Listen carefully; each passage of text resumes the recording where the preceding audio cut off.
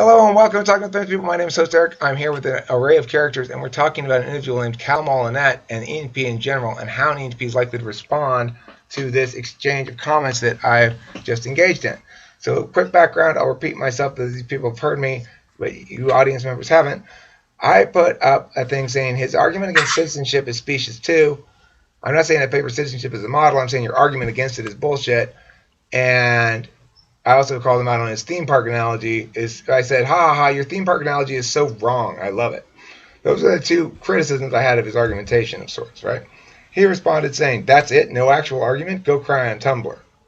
So I put in response, I had sufficient respect to you to assume you knew why it was specious and were simply using it because it was effective. You actually need me to explain it. Again, note that I agree with your conclusion, and I'm not disputing it. I'm merely pointing out that the reason you provide doesn't get you there.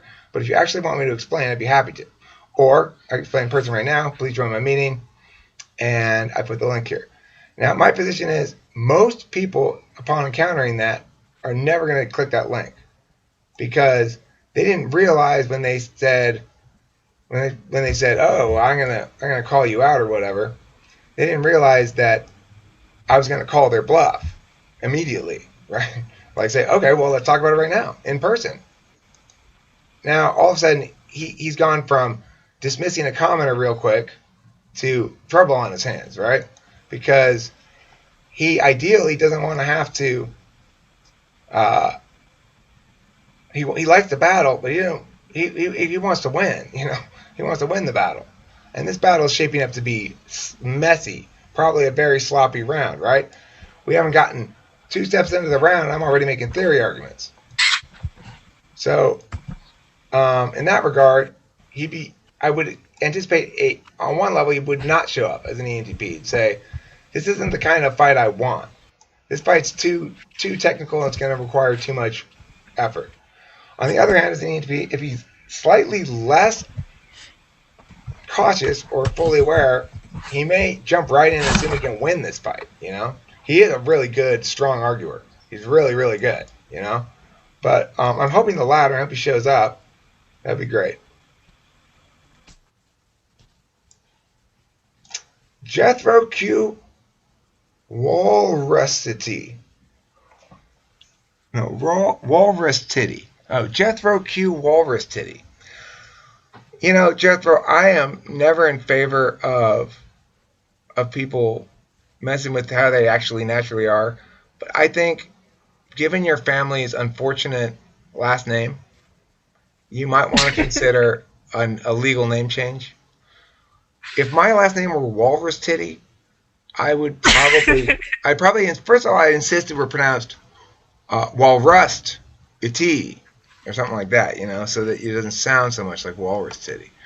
Anyway, yeah, well, okay, you are proud people, I know, but you got to understand, while walrus titties are the object of an extraordinary amount of reverence in your culture, in this culture, they're considered things to laugh at.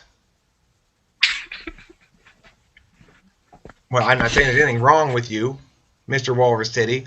I'm just saying that, well, what does the Q stand for is one question I have. I'm guessing it stands for querulous. And so not only do you have to wrestle with the walrus titty part, but you're not even certain about that. You're querulous. So you got a double whammy. Okay, so regardless of that, I don't know if we're not waiting for Homeboy, although I'm excited to see what he says in response to that comment.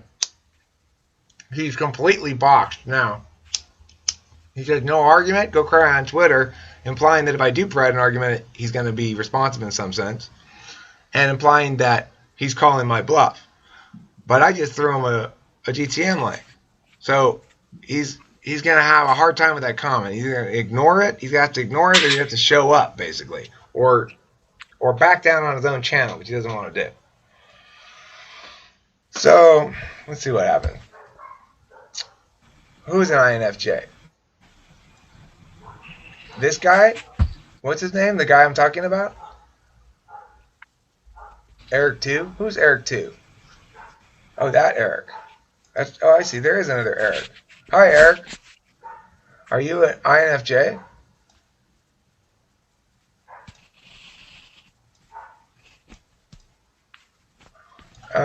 Okay.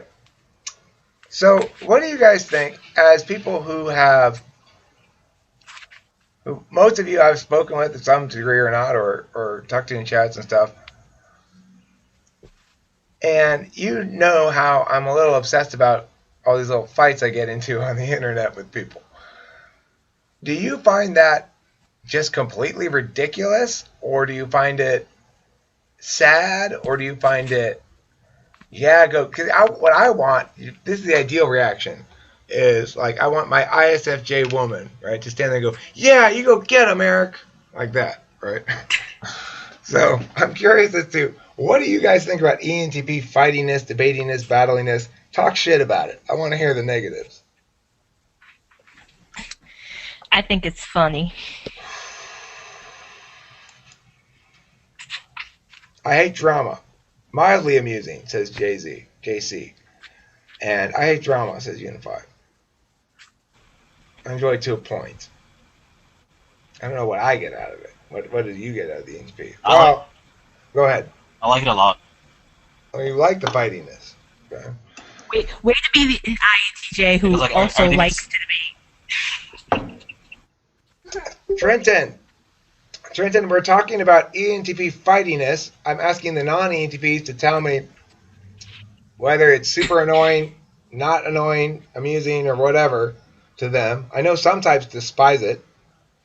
Anybody here want to talk against ENTP fightiness and say ENTPs need to learn to chill out and stop arguing about everything?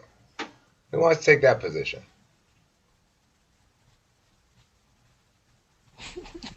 Nobody? I'll take that. I'll take that fucking like I position. think Wait, but I'm not taking it. like ENTPs are necessary. I feel like. A necessary but unpleasant reality. I think we're I necessary don't see too. it as unpleasant. I think we're necessary too. I'm not saying we're not necessary. I'm not saying that we don't provide a use for it. I'm just saying I personally think a lot of ENTPs need to do some serious thinking about that, because what I've noticed for younger ENTPs sometimes is they're not aware of the extent to which they are being contrary. Like my friend David Dosh, his former debater, he also, there was a long conversation we had, and I was like, everything I'd say, he'd say, yeah, I agree with this, but this part's wrong. Yeah, I agree with it, but this part's wrong. This is an ENTP thing. We like to do that. And he did it like for every single sentence I said for a long conversation. I was making note of it and sort of smiling. And then I said, are you aware that you're doing this? And he hasn't done it since, of course. Because ENTPs, once something like that's pointed out, they never fucking do it again. It in a way that they can be called out on, right? They obfuscate it. Okay, so Eric says sometimes they get to a point where they can't admit fault in their own logic. Well, I agree that's a very ENTP bad habit. I think that they can. It happens after the conversation's over, and a lot of them will even come back and say, "Hey, you were right about that after all. I was just kind of caught up in my emotions at the moment." And then I think as they get older, it takes less time for you to admit that if you're an ENTP.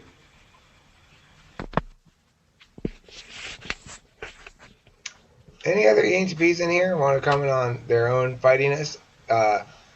What's his name? Trenton was here for a second, but is gone. He's more ADD than me. Or maybe if he were in the central seat, he wouldn't seem that way. I don't know. Instigators are fun. I like instigating a lot, but I do know that people who are having their shit instigated about are probably less fond of it.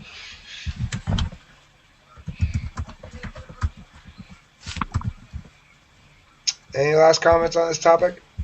We're at almost 10 minutes.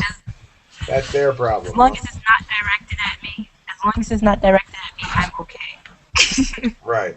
Right.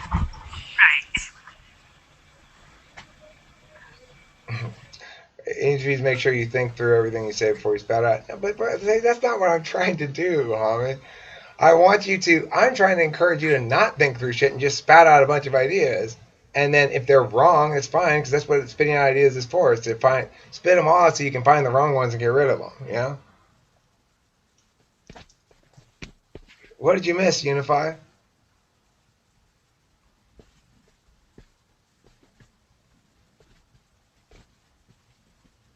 Your mom? Is it your mom's face? Did you miss your mom's face? I miss my mom's face too. I should go see it tomorrow. I don't know what you missed.